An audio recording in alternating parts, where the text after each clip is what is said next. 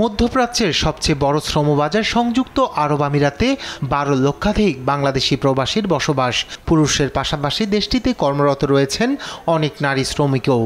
তবে উপযুক্ত পরিবেশ ও কর্মদক্ষতার অভাবে কেবলমাত্র গৃহকর্মী হিসেবে নিয়োগ পেয়ে থাকেন বেশিরভাগ নারী শ্রমিক। তবে এই নারী শ্রমিকদের হোটেল ও রেস্তোরাঁ খাতে দক্ষ করে তুলতে পারলে আরব আমিরাতে তাদের জন্য সৃষ্টি হবে সম্মানজনক কর্মসংস্থান। আর নারীর নিরাপত্তার প্রশ্নে পৃথিবীর অন্য যে কোনো দেশের তুলনায় সংযুক্ত আরব আমিরাতের রয়েছে বিশেষ খ্যাতি। এখানে নিরাপত্তার ব্যাপারে আর বিশেষ করে দুবাইয়ের আমিরাতের কানুন হচ্ছে অন্যরকম একটা কানুন। একটা মেয়ে চলাফেরার জন্য যতটুকু প্রয়োজন, সেফটি প্রয়োজন, মেবি আমি মনে করি আমাদের বাংলাদেশে আমি ততটা সেফ না, বাট এখানে যতটা সেফ।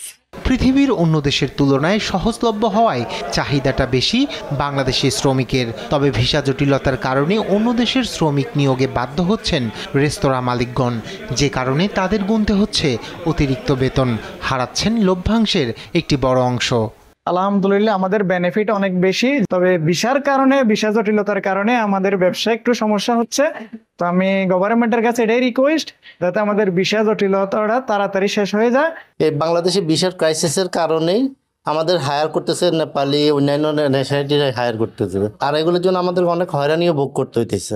এছাড়াও ভিসা জটিলতার প্রভাব ফেলেছে বিভিন্ন পেশায় নিয়োজিত প্রবাসীদের। বাড়তি বেতনের সুযোগ থাকলেও যেতে পারছে না অন্য কোম্পানিতে।